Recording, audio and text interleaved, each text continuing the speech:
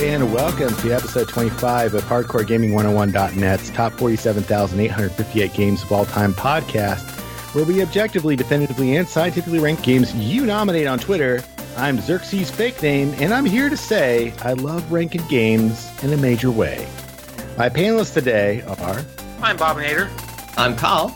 I'm Sotenga. I'm Wild Weasel.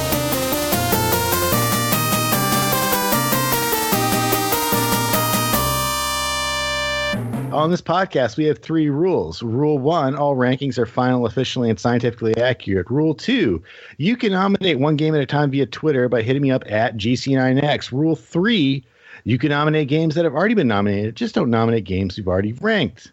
You know who you are. We were watching.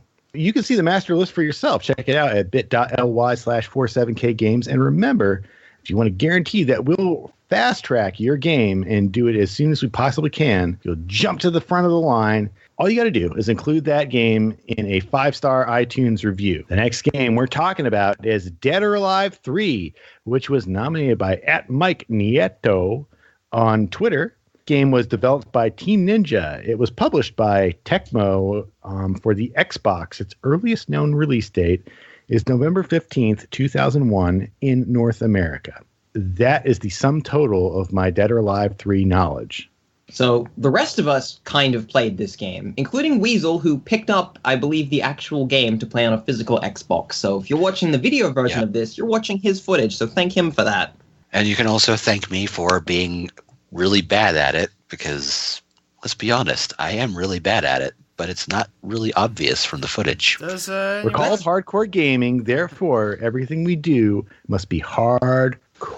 Which is good that we're talking about Dead or Alive, because obviously it's very difficult to get around the sort of baggage that Dead or Alive has at this point. But there was a time when it wasn't quite that.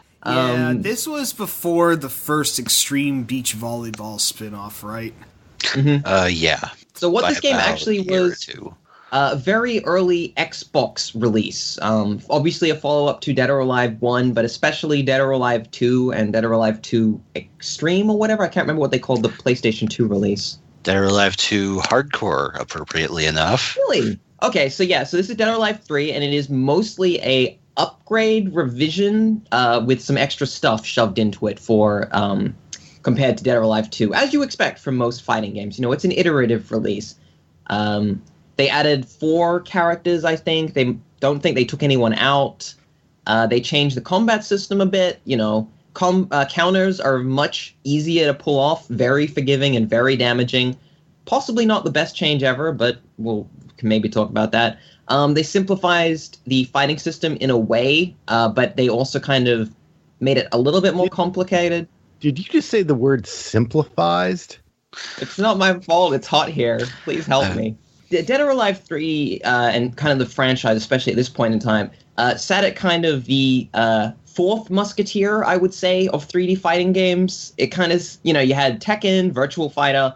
I think Soul Calibur maybe would be kind of like the third sort of thing, or Soul Edge. Then there was Dead or Alive, and it was like, okay, well, there's also Dead or Alive. Like, this wasn't most fighting game fans' first preference, but this is an interesting game because it's not necessarily the fighting game fans' fighting game. It is actually more of a general sort of person fighting game. If you don't like fighting games, or you just want to play a puncho game, this is actually the game for you. It's a game that you could basically hand this to your 10-year-old brother and tell him, okay, this one punches, this one kicks, this one does the cool thing button. You'd also have to explain a few other things to your 10-year-old brother. The game's controls are very, very simple as Weasel's playing. I think it's like literally 3 buttons, and everything else is just a shortcut to multiple button presses, which is interesting. Brother? Yeah, you're not going to be spending... Weird. This is uncomfortable and awkward. Well, the point is, you're not going to be spending like half an hour to an hour in the training mode trying to learn how to play your character, because you could pretty easily just figure it out as you play. This game's very button-friendly, and I think that's why the counter system is so prevalent in it. Because if you are not paying any attention, you're just mashing buttons, the other person's going to be like, all right, counter. It's going to hit the counter button, you're going to get flipped on your ass, and that's Yeah, That's how you play. It's like no character is quite Eddie Gordo from Tekken 3, who's infamous for his mashability, but it does seem to have a bit of an easier accommodation, and also a little more faster pace than I think Tekken Virtua Fighter. Well, the moves are very very punchy. Every hit is just like punch. There's some nice Foley work here, yeah. And then the end of a combo is often like a move that knocks people pretty far away, and they can hit walls or they can hit through walls into other areas in the environment, which was unique to DOA at the time and very visually whoa. This game looks great. Yeah. Send a guy into a plate glass window, down 100 foot of skyscraper into a weird science lab for no reason. And it looks like for an Xbox early release, it's probably one of the best looking Xbox games. Of all the Xbox games, it's probably one of the best looking, I hate to tell you. It still looks great, even, I don't know, I almost want to say compared to even modern gen games 15 years later, because there's just, as Weasel mentioned, there's just so much detail put into every level, and it goes beyond what you see at first, because not all, but some stages have cliffs or railings or whatever that with a hard strike you can knock characters past, and it transitions to a completely different part of the arena, different geography and all of that, and not unlike a certain fighting game involving both blades and the concept of Bushido. Mortal Kombat? I think Xerxes is just fuming with rage right now. But I just think this is I'm serious. That is something that happened in Bushido Blade. In the two Bushido Blade games, you could, especially in the cavern levels and stuff, you could knock people down to different levels of the stage. I don't know how often Bushido Blade really this is a 1v1 fighter that. It was more of a traditional game. It wasn't too experimental. It was like Tekken, but a little different. So sure, but it had some extra stuff in the environments, I think, is what we were bringing up. Yeah, no, it's the aquarium stage. That's just full of that stuff. It's a very, very attractive game. And I'm not trying to make they're attractive women. The people in this I never really loved because they go for this very slick kind of pre-oiled look to every human in the game. You did it again. Pre-oiled? Seriously. Now, how would you describe? I don't know. It's hard. Are they lubricated? I don't really know where you want to go with this. They are shiny, very shiny. They are indeed.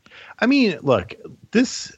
Does it do anything in the objectification front that King of Fighters hadn't already done? Maybe not, but it seemed different at the time. I think, okay, well, the main thing that's different is they actually, in Japan, the advertisement for this were pretty serious. They were just like, this is a fighting game. Here's some characters. You can punch people through walls and stuff. That's the ad. In the US, and we're suspicious that Microsoft was handling the advertising for this one, but the ads for Dead or Alive 3 are some of the most tasteless ads you will find for video games, especially for ads that were put on television. We've all seen some of the Sega 32X ads, which are really kind of gross. But this ads were basically I don't even want to say 18-year-olds. These were 14, 15-year-olds, just sort of why do you like Dead or Alive?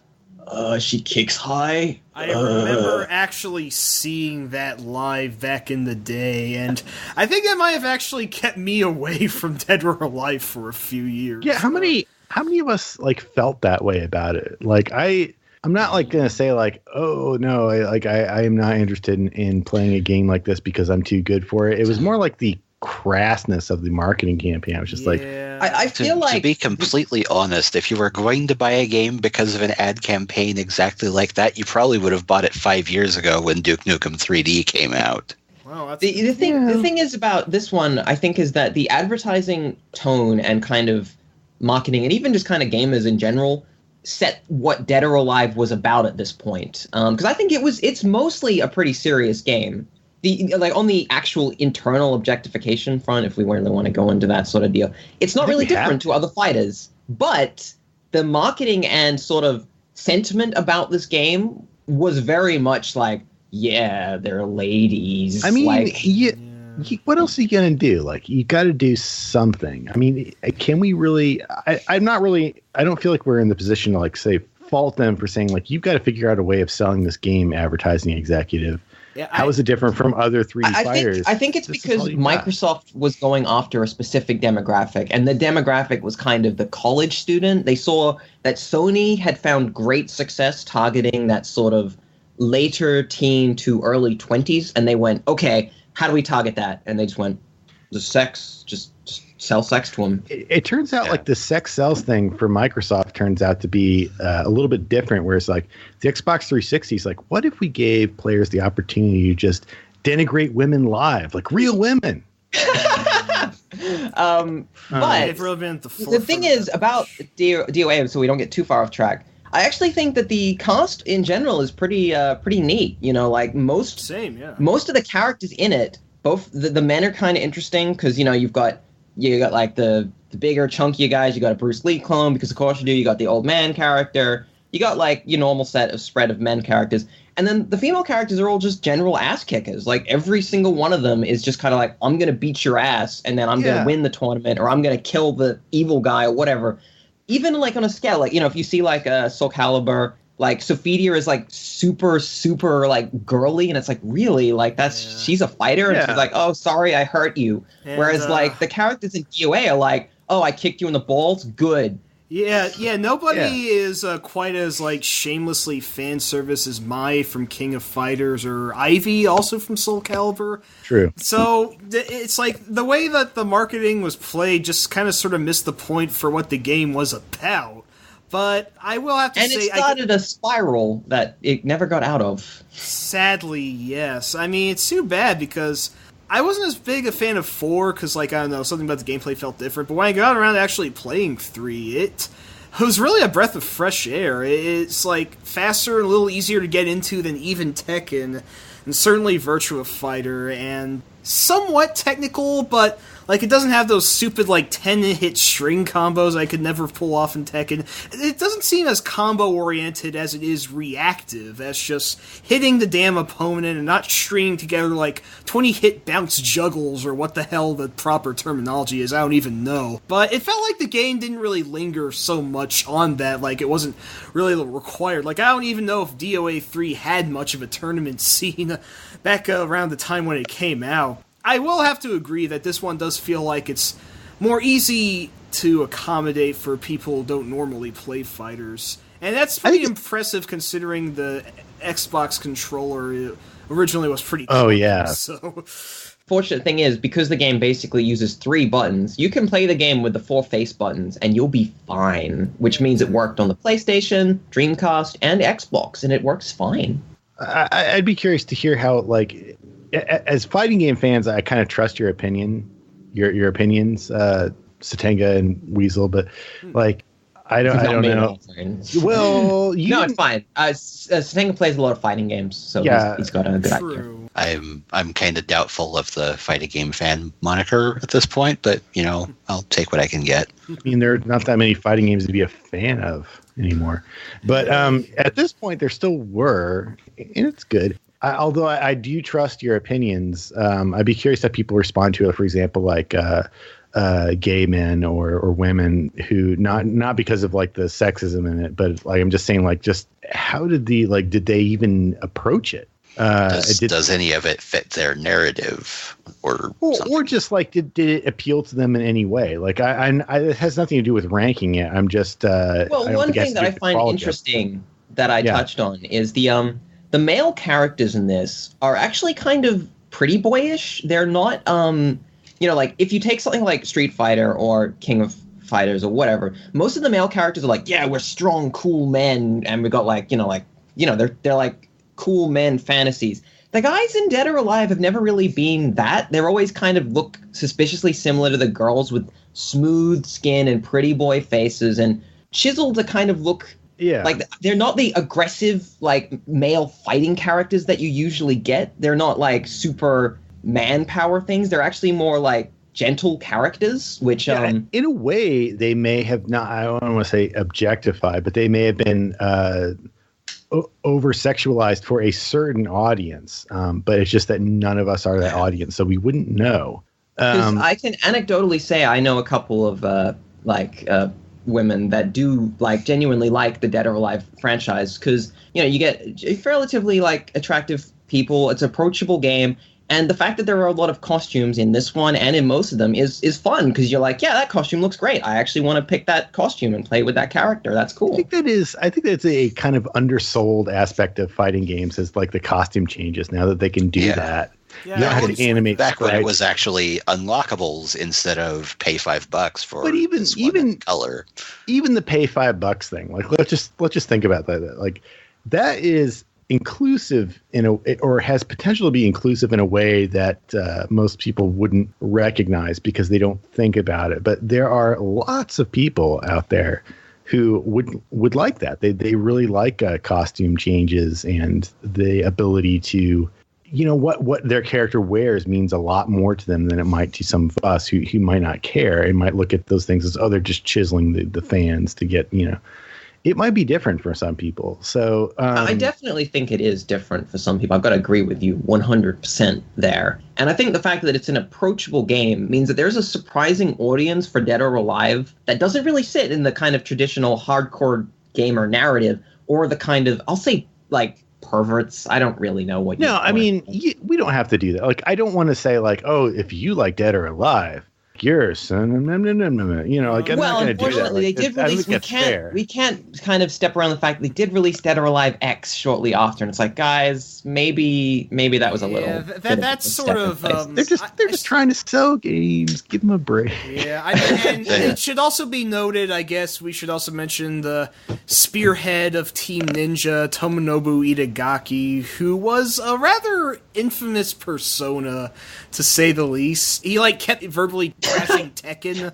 I really like him. He was a real character. Yeah. I think the games lost a bit of their flavor when he was just fine, I quit, whatever. Yeah. I kind of look at Itagaki as the closest Japanese gaming has ever come to having a John Romero I'd say. No, you're absolutely right. But even John Romero is his persona is not who he is. I've. Yeah. No, he seems actually there is if you look it up, and you might have trouble finding it, but there is some footage floating around of Itagaki before he adopted his persona, and he's just he just looks like a random Japanese programmer businessman, and it's really funny to see this guy, and he's whatever, when he was working on DOA 1 or something. And it's just really funny that clearly at some point he was just you know what, I'm gonna adopt this over the top leather jacket wearing shades wearing cool guy thing, and it's what the hell, man, where are you going with this? I think there's more respect in Japan for just adopting a marketing persona. Yeah, and I think that people recognize, oh yeah, of course it's fake, but it's fun. I think that's the thing about Dead or Alive. I think it's fun. I think it's mostly fun. I can see you can get offended about elements of DOA, but it is fun. I think I don't think it's offensive so much as it is just, you just gotta. If games were not such a boys club type thing, and if that weren't a problem, I don't think DOA would be a problem, because it'd just be oh, it is what it is. It's doing this particular thing. That's no problem. In the same way that dating sims are doing their thing, it's just doing its thing. It is doing its thing. And I think that Dead or Alive 3 is where it starts to really do its thing. Dead or Alive 1 is a poor man's Tekken. Dead or Alive 2, it's really figuring out what Dead or Alive is. And Dead or Alive 3, it's okay, we're approachable, we look great, and people are going to have fun. And that's our game. Yeah, right. Say all you want about the TNA, but there is actually a solid fighter underneath all that. Where do you guys want to put it? Now, I'm just gonna shut up and listen. This is a tricky one, because, it is fun, it is good. It's not that great a fighter. It's a very tricky one. It is a good fighter, but it's not an exceptional one. That's true. I do think that, for me, the most impressive thing are actually the stages, and especially the stage transitions. That's what I think is the garnish that makes Dead or Alive 3 stand out above its contemporaries. But while I did say it's a little easier to get into than Tekken and Virtua Fighter, and yet I don't find it quite as fruitful to play as both of those. The way I'm seeing it here is that it's definitely a solid game. It's definitely approachable. It's fun. It's really awesome to watch, even if the person playing it sucks. pointing at self. Because the counter system, and in fact just about any kind of action in the game, is so easy to just do by mashing buttons, it ultimately winds up having kind of a low skill ceiling. So you can only really play it for so long before you start realizing, you're kind of just playing the same game. That I think was deliberate, like in a way. They were targeting people who bought an Xbox and they grabbed a copy of Dead or Alive and probably a copy of Halo, and they just play Dead or Alive for an hour or two, occasionally, and that was they were kind of targeting the same people who buy the Madden games as party games. Yeah, I mean, you got to remember, before online matchmaking was the big deal with fighting games, and it was when you review a fighting game now, you're talking about a big part of it is the online matchmaking is not fair, it's not fun, or it's bad for beginners, or it's bad for pros or whatever. That wasn't an issue at this point. And they were still talking about couch multiplayer. And I think that the priority was different at that time. I think this one also contained a decent amount of content. You can unlock costumes and stuff, so you've got a reason to play single player. Which is good. There's so much stuff that you can do that doesn't even involve going into the story mode. The survival mode is probably one of the better survival modes I've seen in fighting games. Oh, yes. Period. Because you actually get stuff to collect while you're doing that. I don't look. We've got a great marker point here because we have Street Fighter 3 on the list. I don't think it's better than Street Fighter 3, really. I would say so as well. I think it's going to get pushed down a little bit. So I'm sort of looking somewhere maybe around the Tapper Zookeeper region, maybe? I'd put it above Alien Infestation. Mm-hmm. But below Pulseman. One of the things that I do think is I don't actually think Dead or Alive 3 is the best Dead or Alive. I think it might actually be one of the weaker ones, to be perfectly honest. Honestly, I don't know about you guys. Admittedly, my experience is solely with the first 3 Dead or Alives. I haven't touched any of the newer ones. But I definitely agree that it doesn't beat out Third Strike solely on part of the skill ceiling argument. Yeah. As far as it going down as low as below Pulseman, personally, I'd put it above Snatcher. Can we compromise and say between G.I. Joe and Master of Magic? That sounds a fair bit more agreeable, yes. If one more person agrees, we're done. Hey, I already said slightly lower than that, so I'm fine with slightly higher than that. I agree too. Okay, and we're done. Dead or Alive 3 goes between Master of Magic and G.I. Joe, which means it's ranked at number 54, I think. I don't know if we'll get crucified for putting it above Master of Magic. If you care that much about either Master of Magic or Dead or Alive 3, the joke is on you. It's funny because that was exactly how I was going to place it. As long as we don't have as many fans of Master of Magic as there are for Riven, I think we'll be okay.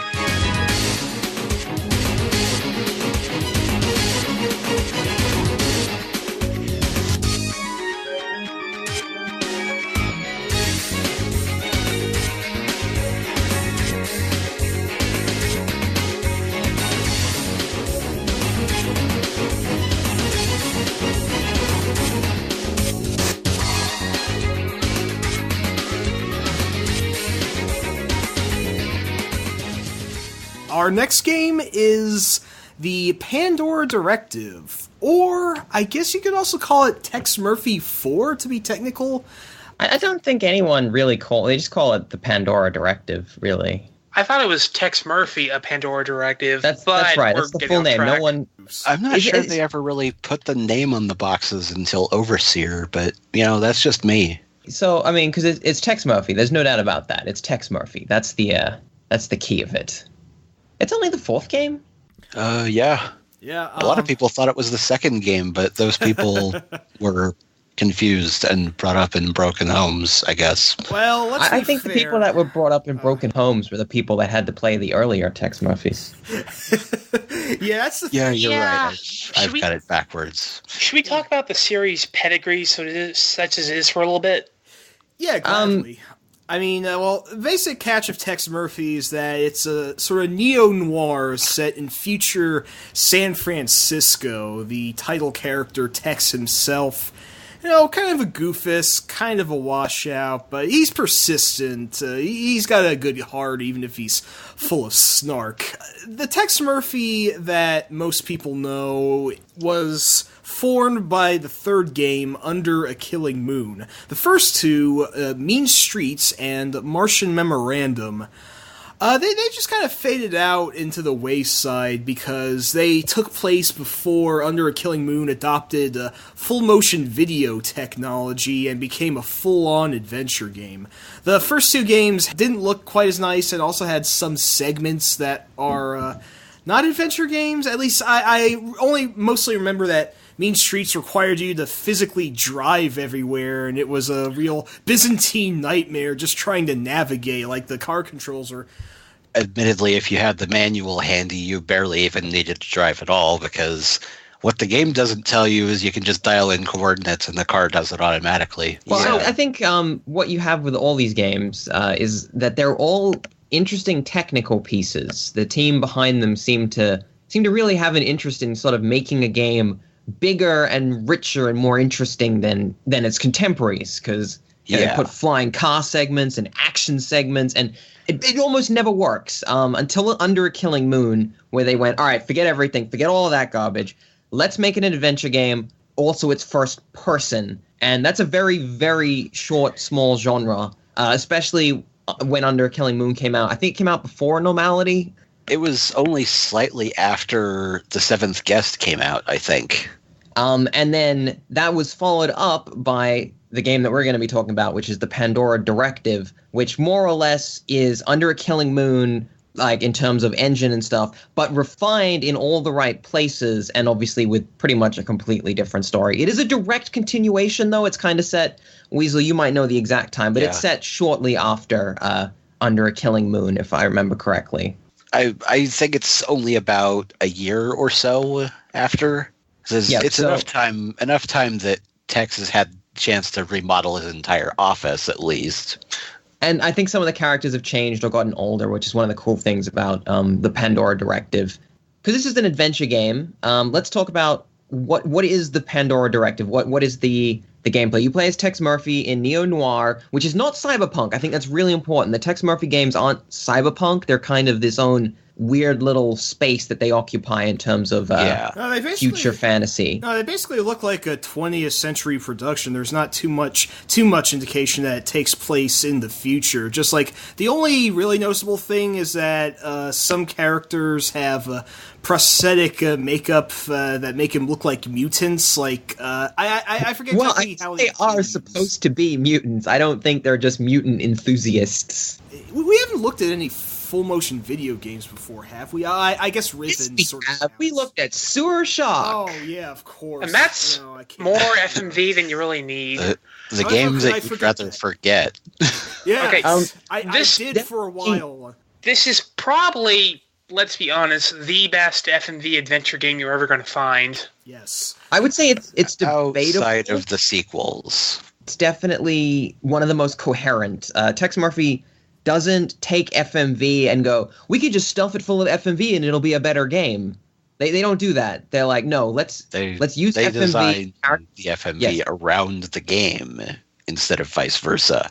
So you have all these like little FMV vignettes where it's just like, oh, here's a little scene that happens, constantly like little bits and pieces that happen.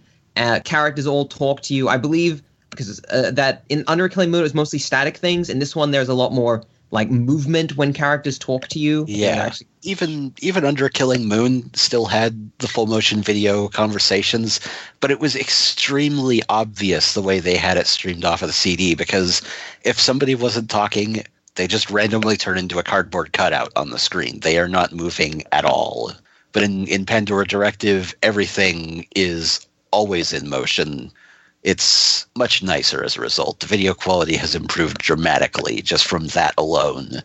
The world feels a bit more alive. That's an important thing, actually, about the series. When they took it to this first-person perspective, they kind of lampshade that the world is actually kind of unoccupied in a way because there's like a pollution or some sort of thing happened, if I remember correctly, like with the mutants and stuff. The radioactive fallout of World War III.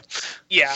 So, yeah, like, they try and cover up for the fact that you walk around mostly empty streets. Like, there's, like, a person or two sort of hanging out. Yeah, the street creature. I want to dwell on that guy. Did you come across that crazy maniac who babbles about, like, red meat and grains or whatever? He kept rolling his R's. I just found that really hilarious. I mean, it's... The performances in this are really good. I don't want to say that they're, like, top-notch performances in terms of, like, give that man an Oscar. Just, no, like, they fit and they're very fun and lively, which is what you want, you know. It's fun. I'm sort of biting from the Hardcore Gaming 101 article on Tex Murphy when I say this, but they work because they realize what they are. They're not trying to be po-faced about storytelling. Now, there's always a sort of hint of cheesiness and self-awareness and how everyone acts, and that's why it works so well. These games don't entirely take themselves seriously for what they're doing, how they do FMV. That's really a plus in their favor.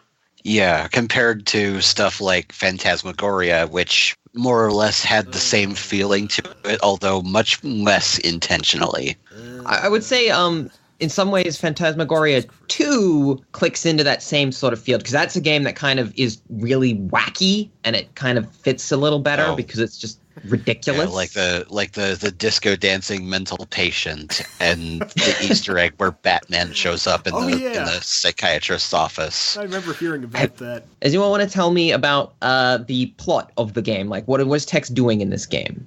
Well, it begins at a cafe where Tex gets a job from Gordon Fitzpatrick, who is played by UHF's R.J. Fletcher. Kevin McCarthy is his name, actually. Oh, rest in peace. And not too long ago. It's a missing persons case.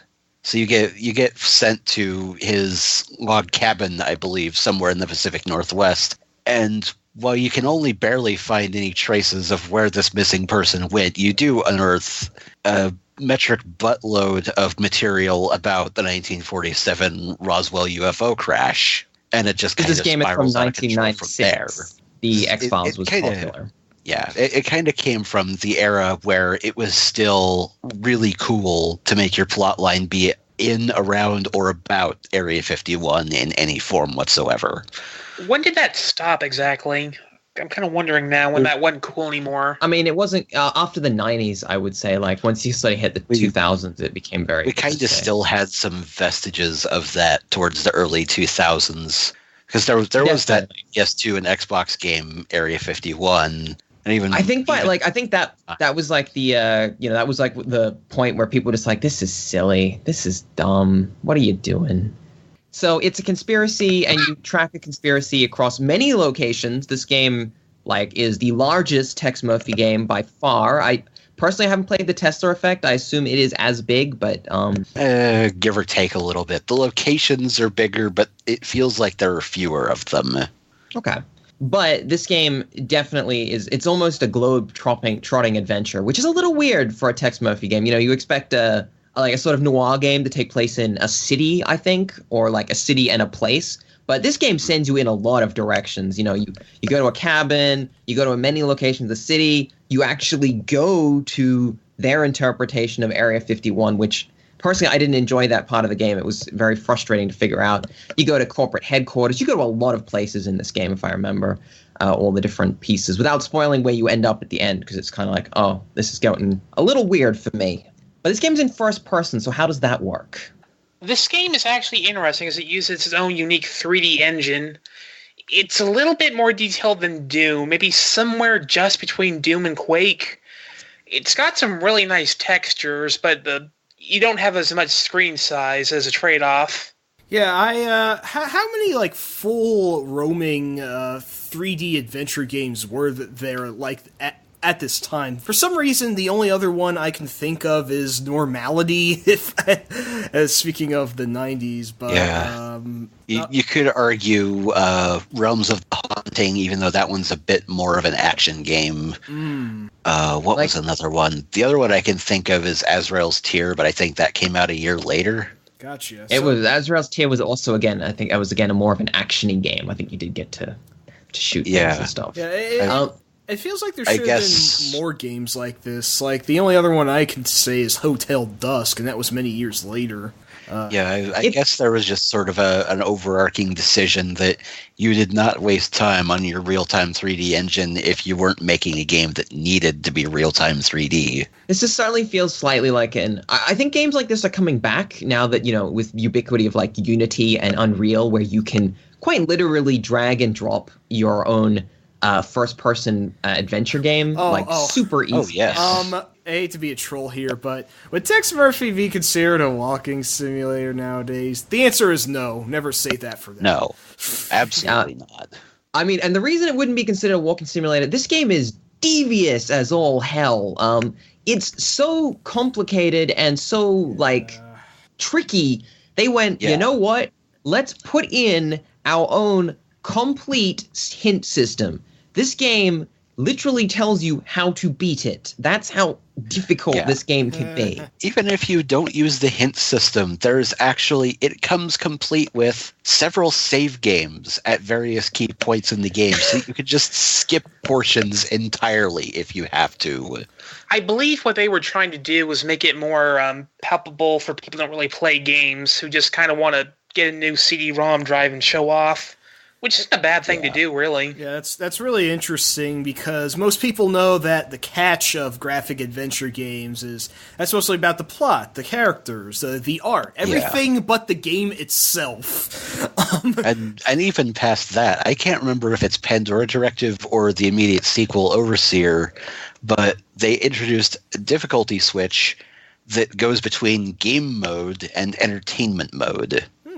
Where entertainment mode will either completely skip over the harder puzzles or let you try them anyway, but outright tell you a cheat code to skip them if you get frustrated. Nice. It sounds like an evolution of what Monkey Island 2 and 3 did, because they had a normal mode and then a harder, more puzzles mode. Or as Monkey Island 2 put it, easy mode for children and video game magazine reviewers. You kind of have like two modes. You have your interaction mode, which works like your standard adventure game with a bunch of verbs. And you have like a movement mode, and they are kept entirely separate, so you have to kind of switch between them a lot. And it gets a little bit clunky from time to time, to be honest. Oh, because of the mouse steering and all of that? Right, yeah, I could be wrong, but I don't think you can move the keyboard. Yeah, the keyboard controls are pretty much limited to raising and lowering your eye level, because to get around you basically have to push the mouse as if it's a virtual joystick with no spring tension. So if you push the mouse too far forward, text starts taking off at a full bore run and you can't stop him at all without hitting the space bar to go back to interactive mode. I mean, I would say that their controls, they try, they try to give you a balance between different. Yeah, but given that there are some segments of the game where walking into the wrong part of the area will get you killed, that can be a bit of a problem. Yes, this game, it doesn't have shooting. You can't shoot things, but there are segments where things basically will kill you, which is not necessarily ideal. Thematically, I found that was a little silly that Tex never draws, he drew a gun in previous games, but in this game you never actually, really draw a gun and shoot at things, even though you're like a private eye, that kind of feel, whereas almost at all occasions, Tex will occasionally, get into, a fist fight with someone. Well, they kind of justified that a little in A Draculae Moon, where if you try and take his gun, he starts playing around with it in the office and accidentally throws it out the window, and some kid picks it up and runs off with it. After shooting his hat off, of course, because... And that gun hasn't shown up ever since. I guess it's their way of sending off the fact that their action segments were not great, and clearly the engine is not built for it. This game does have a few multiple ending things going on. It's got a little bit of a little extra stuff going on where you can play the game in slightly different ways and you'll get a different ending. It's a ending based on kind of how you approach situations rather than specific checkboxes, like, you know, find this item, find that item, and you'll get this ending. No, it's not like that. You actually kind of get to play it in. It actually kind of ranks you based on what kind of person Tex is, because your best ending is basically Tex is completely selfless. He's a saint. He does everything for everybody and never talks back. And then you've got the worst ending, appropriately titled Boulevard of Broken Dreams, where Tex is a complete asshole, thinks only of himself, does things like never returns wallets that he finds on the street and just keeps the money in them, or makes fun of everybody he talks to at every occasion. Yeah. And those are not good endings that you get. I don't want to spoil what you get, but holy heck, I don't think want those endings. I don't think even BioWare ever got that harsh. The BioWare approach would probably be, I don't know, the game interface turns red if you're being a jerk. That's about all they do. You know, what it actually reminds me of, the Boulevard of Broken Dreams endings are almost literally the rock falls, everybody dies RPG, sort of like frustrated DM where it's like, stop being an asshole! I forget, isn't there a way to tell in-game if you're going down a bad path? There is a cheat code that tells you what you've done and what ending you're going towards. But otherwise, you can't really know that in advance. Interesting. Well, yeah. I think the game might warn you that you've kind of got to, you know, you got a little bit of control about what kind of ending you get. It's been a while since I invested a lot of time in this game, but I seem to recall that there are points where Tex will just say something to the effect of, maybe that could have gone a little better. But it's better than how they handled it in Under a Killing Moon, where there was only one ending, and failing a conversation with anybody just meant you had to repeat the conversation. Which is kind of a more classic adventure game technique, where it's just like, well, if you don't do it properly, you have to do it again. Like that's which is still better than the Martian Memorandum school of conversation, where it's entirely possible to say the wrong thing and make the game unwinnable. And that's why the sequel to the Pandora Directive is not a game that is actually a sequel. It is a remake of the first game because of how kind of awful the first game is in a lot of ways. They tried to redo it. Mm-hmm. Unfortunately, due to licensing and a bunch of crap, all games after that kind of fell apart until they kickstarted it a few years ago. That's the story of Tex. Does anyone have anything else to say before we move on to trying to rank this game? Pixel hunting is the worst. Especially in 3D, where your pixels can change sizes. I guess we should preface this. The acting, the atmosphere of the game, it's all hilarious. Full marks there.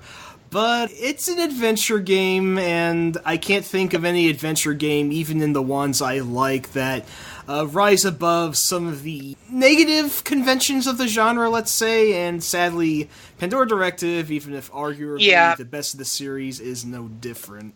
The thing is, it's very much not on rails like most FMV adventure games, and that's kind of a plus and a minus. I'd say it's more of a plus in my opinion, because while it's a lot easier to just completely overlook a vital thing you need to do, it's a lot more fun to wander around and just look at everything and listen to Tex snark about random stuff in the background.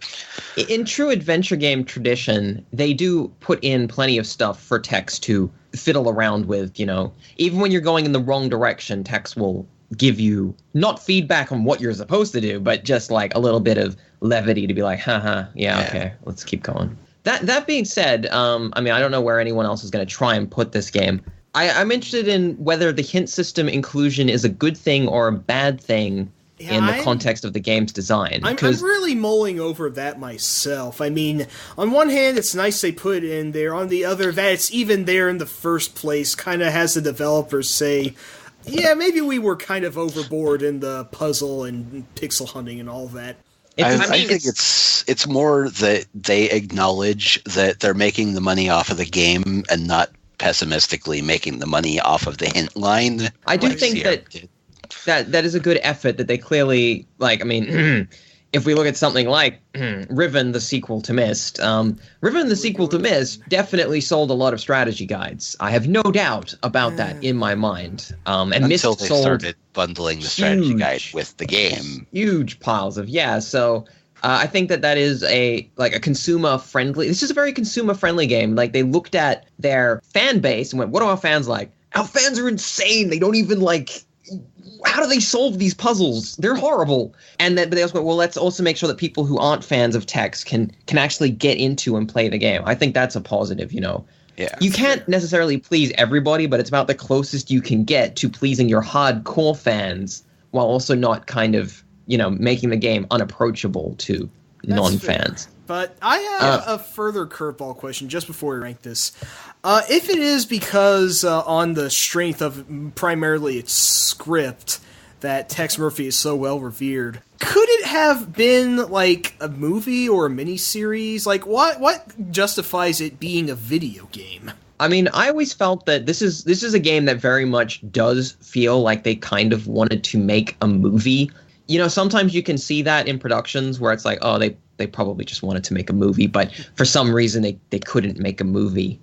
They started making games, and then the FMV era started, and they're like, hey, cool, you can make a game that's a movie, and we wanted to make a movie, so let's just do that. Let's try and make a movie game. Yeah, that's a very good point, because since it did start out pretty straightforward as a graphic adventure for the first two games, then if they started Tex Murphy when FMV games were still a thing, I wonder if they would have actually shot even higher. But it's a very interesting blending of the mediums, I'd say. It's not quite one, it's not quite another, but it's created something very interesting, and as we've agreed, certainly among the better tier, if not the best, of FMV gaming. Is this better or worse than Full Throttle? Ooh, that's what I've been thinking about. It's a lot longer, definitely. Where I, as a devoted Tex Murphy fan, would say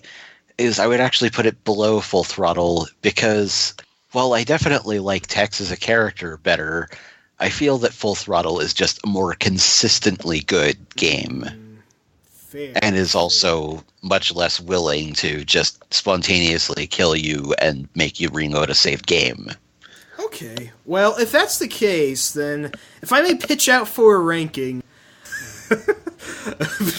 between UN Squadron and Armed Police Batrider, because UN Squadron is like our baseline center at the for so many games lately.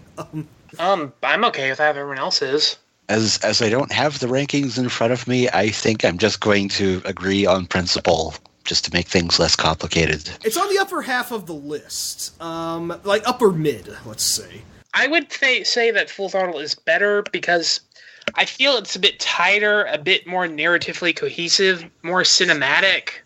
I'd almost say that Full Throttle would make a better movie than Tex would, to be honest. That's a good point. I think it's important, Tex is a game that it's got a lot of content in it. It's quite a long game. It's got quite a few puzzles, quite a few things to do.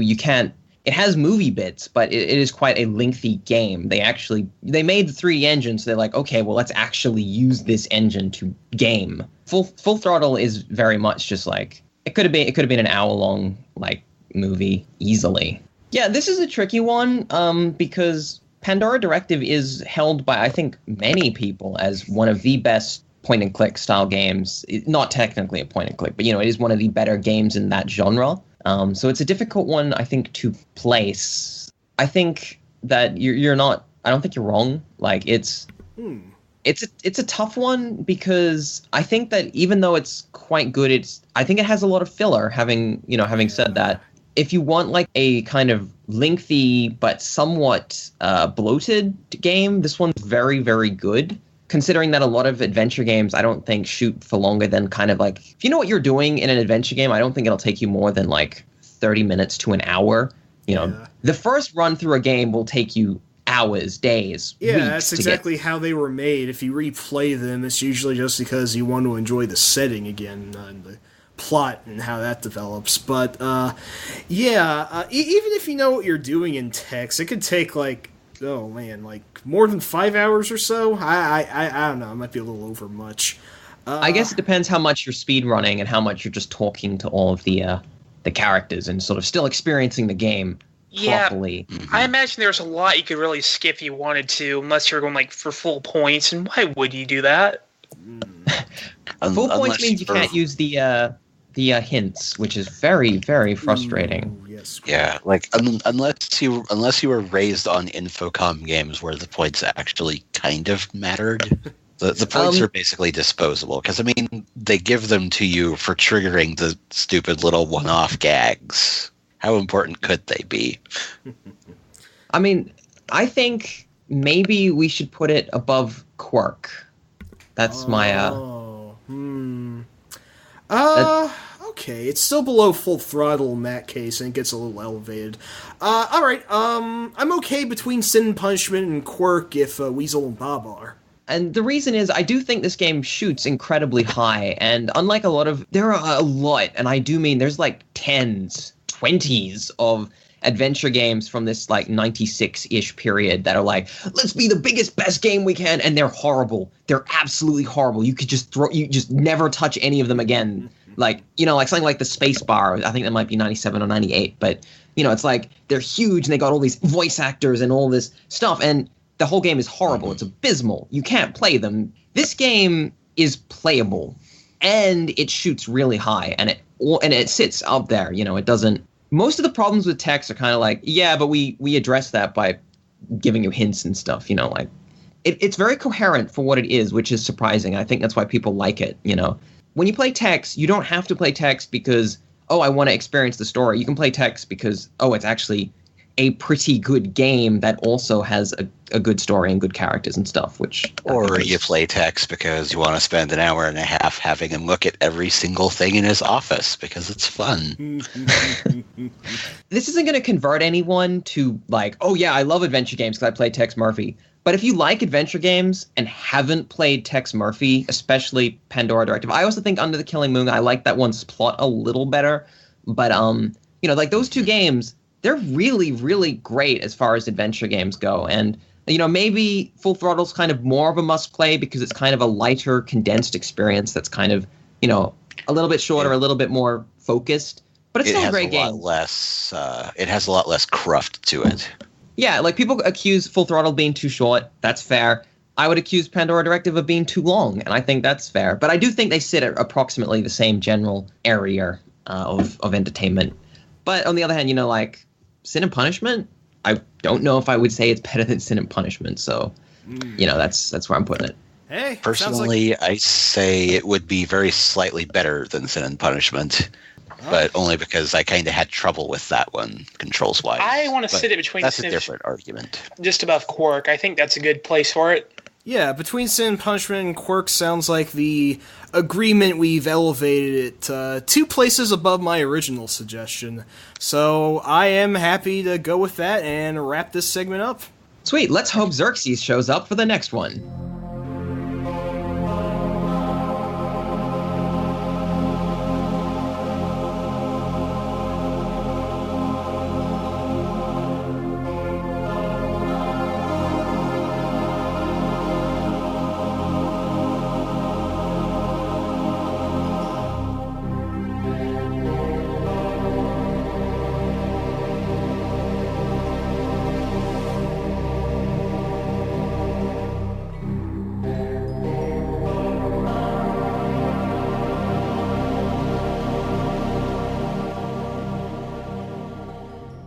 All right, our next game is Scorched Earth, which was nominated by @SunspeakGreen and @TechNiponMan on Twitter. It was developed and published by Wendell Hicken. Platform was Microsoft DOS for IBM compatibles, as they were known back in the day. Earliest release date and territory was 1991 in North America. Who has something to say about Scorched? Who could describe Scorched Earth?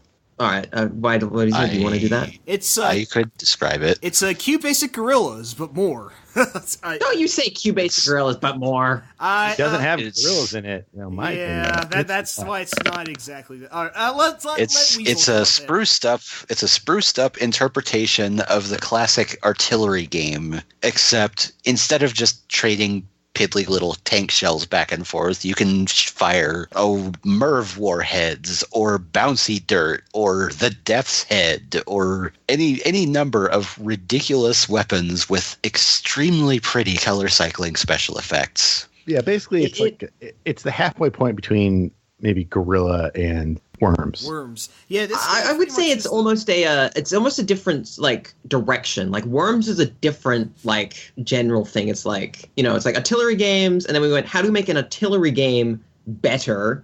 And then how do we make an artillery game kind of like more of a game, more of like a thing that's kind of less mathematical, and that's kind of Worms. This is like, how do we just go artillery but completely insane? How do we make it the most ridiculous thing? This is so programmery, this game. Because, like, obviously Wendell was a serious programmer. There's just so much stuff in it that's like, yeah, you can have colors and physics and bouncy walls, and you can just have all this weird AI, and it's just like physics and a free market system for the weapon system. It's like, what the hell? Admittedly, most of those options you're probably just going to leave at the defaults because... I do want to say something, because this is very important. If you download this game from the internet, which you're probably going to do if you try and play it at this point, do check the options, because I think some of the versions that people have uploaded have really, really bad default options that completely wreck the game. The one I got, the default cache was set at like 1 million or something, which is not good. Don't start with 1 million. What if the default cache was like 1 million? Think about it.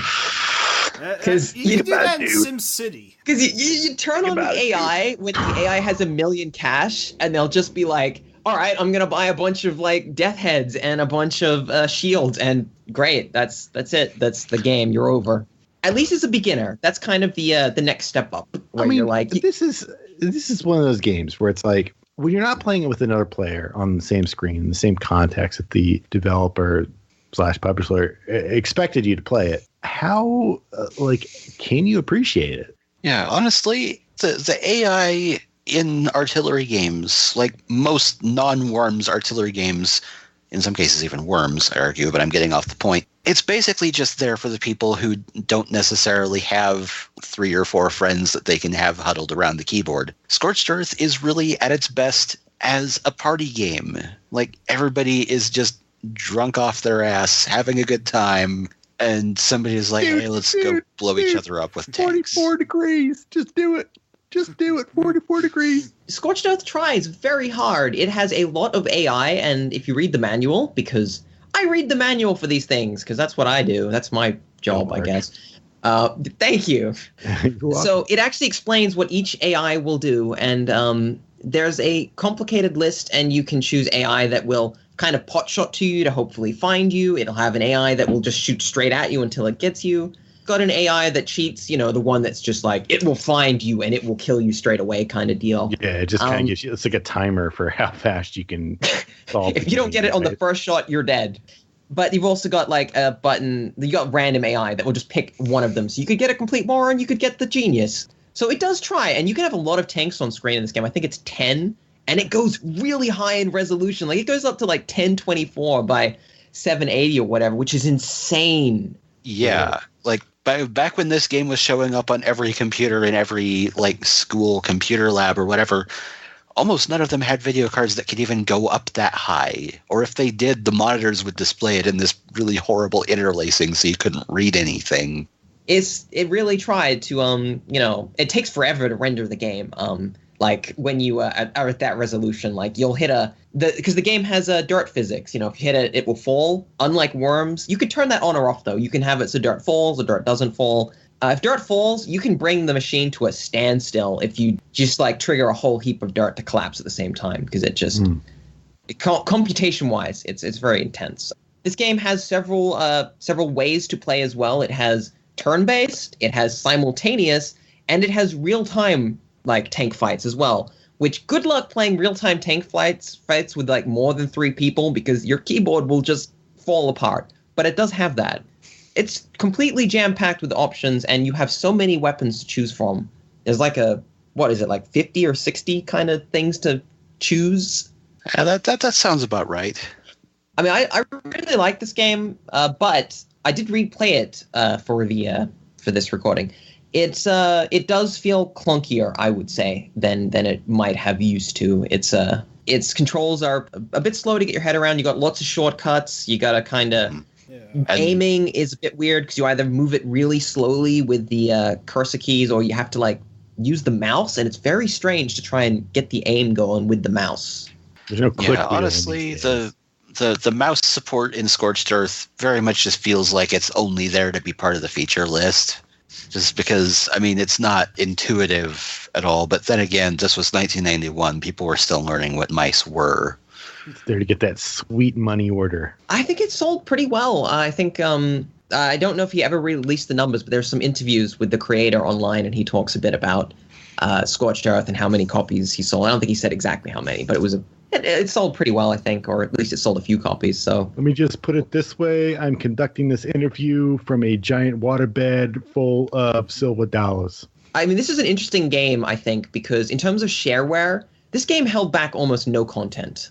Very unusual for a shareware game. You know, most shareware games, you were getting a third of the game at best, usually. You know, you would get episode 1 and then 2 and 3 would be locked, or you get episode 1 and 2, 3, 4 would be locked. In this game's case, what's locked, I believe, is a tank that can fire 3 shots at once, and I think the digital mountains, you don't get as many of them, or you don't get them in the free version. Yeah, I think that is literally the selling point is that players can use the spread shot tank and that there are more photo mountains that you can have. Which was a bigger, there was more appeal to that than we might realize today. Back in 1991, that was some really advanced tech. Where do we want to rank Scorched Earth? Scorched Earth is a tough one because is this the last? I mean, I actually have played a couple of games that are kind of like Scorched Earth in this. It's a single screen tank game, you know, a single screen artillery game. Whereas most artillery games post this, other than direct Scorched Earth clones, are more like Worms. You know, you have a bigger area, you move around, you've got like, you know, you kind of got a huge map that you see little bits of.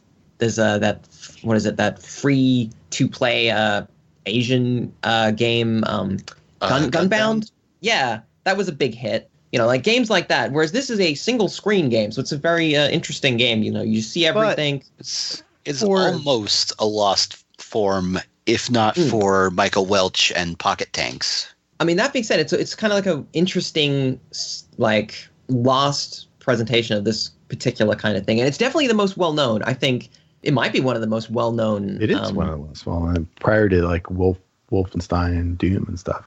Yeah, like this was everywhere. I think every shareware CD that existed had Scorched Earth on it, which everybody cool. that I've ever spoken to that ever played with a computer back in 1991 has told me, dude, you remember that game with those tanks on the mountain with the really, really big nukes? Yeah, that was the one. And the nukes that create gradient effects, no less. Gradient effects were like I love those. It's like the particle physics of 1991. Yeah, no, right? Like, I mean, it looks so like chitsy now. It's just like, and then it's like, oh, okay, cool. But back then it was like, whoa, look at that explosion, wow. And you got that funky bomb, I think, that just fires like gradients all over the area. It's just like, what? It's like, what is this, a weapon or an acid trip?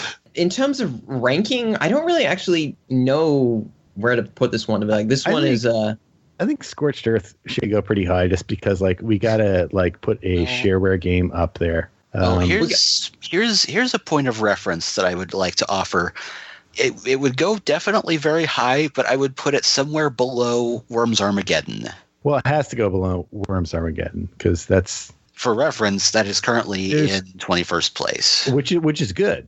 By the way, 21st place is really good for our list. I think it's actually 20th place. Because our first number is actually a title, not the thing. Yeah, I'm reading the spreadsheet wrong. I'm sorry.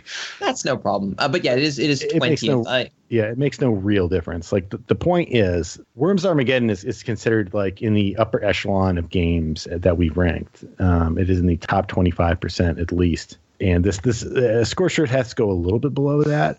But would there be a Worms Armageddon without Scorched Earth? I'm not sure. There would. I think Worms overall doesn't owe too. I think they would have made Worms even if they hadn't Scorched Earth. They could have, because when you think historically speaking, Scorched Earth is ultimately a clone of an older game, which was a clone of an older game, et cetera, et cetera, et cetera.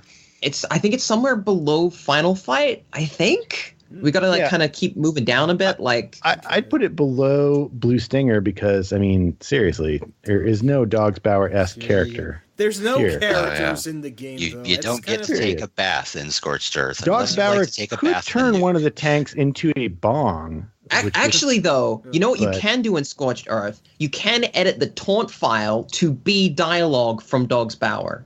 You can do that. That's one we're ranking then. Yeah, that is key. All right. So below, all right. So what I'm thinking here is right below Blue Stinger, right above Contra the Hardcore. All right. Slightly disappointing, but I really can't think of any more convincing arguments to boost it up. It's not that bad, really. Scorched Earth is a tricky one. Because it is kind of like the final encapsulation of a specific genre. This is it's above the 50th percentile here, well above. Well, I suppose. I don't know. I don't know why I feel so ambivalent. Scorched Earth is kind of like a vintage nostalgia classic. I have very fond feelings of any artillery game, period. And Scorched Earth was one of the best ones prior to Worms. It was the best one prior to Worms. In some ways, I think it's better than the first Worms because it's kind of a simpler, tighter game. Once Worms kind of really found its own. I guess I'll have to admit I'm not as fond of artillery games as you guys are, so I'll concede to whatever point. I mean, mine was originally, this might have been highballing it, but I was going to say between Mega Man 3 and Super Mario Land. I don't know if that's too much. That might be. Okay. I'm pretty comfortable with it below our ridiculously high placement of Blue Stinger, which we have gotten flack for, as I recall. Yeah, admittedly, that was a little confusing to me. But, boy. Scorched Earth is a legitimate PC classic, by far. And the fact that it can support, 8 or 10 people is a pretty serious deal, especially in 91. It was one of the few games that you could legitimately play it with that many people and almost have a good time, which is very impressive.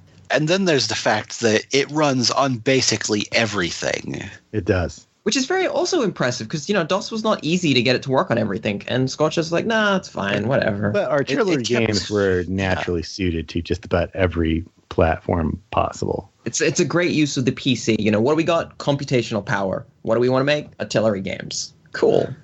Let's just Dungeon crawlers in artillery games. All the parabolas. All of the circles.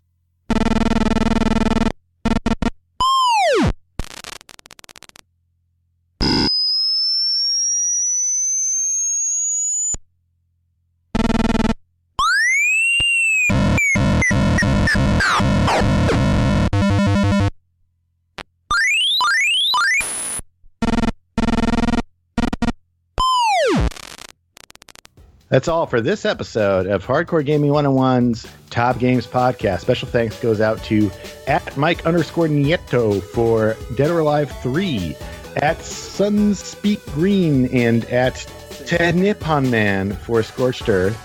And thanks to They Call Me the Swede on iTunes for Pandora Directive. They Call Me the Swede, you got credit, I think, last episode for Commander Keen. That was not you, that was Blues Dance. So, we messed that one up. No, I messed that one up. You guys did fine. Well, thank you for taking that bullet. Thank you guys, all of you, for nominating those games. And thanks as well to those of you we haven't gotten to yet. We will be getting to you soon. And thanks to my lovely co-hosts and compatriots. Thanks to our editor and producer, Jeff Rude, our theme song composer, Miteki, and of course, thanks to the support and feedback of listeners like you. You can support this podcast by making a small monthly donation at patreon.com/HG101. I know I did. And you can help us out by subscribing to HG101's YouTube channel, which is excellent. You'll see video versions of this very podcast. It's just like me talking to you, except you also see somebody else playing the game. It's great. I watch it all. You can also complain about how we play the game in the comments, which I know a lot of people are huge fans. We are good enough at the game. We love that. We love it. Oh, yes. Yes, we do. And you can help us out by following @GCINext and @HG_101 on Twitter. But most importantly, help us claw our way back into the podcasting firmament, because we were once there, I'm sure, right? By getting on iTunes, subscribing to HG101, and giving us a 5-star review. Do it, or the next Patreon bonus will be Bikini DLC for our podcast, Try the Xerxes Banana Split. Until next week, keep keeping it real.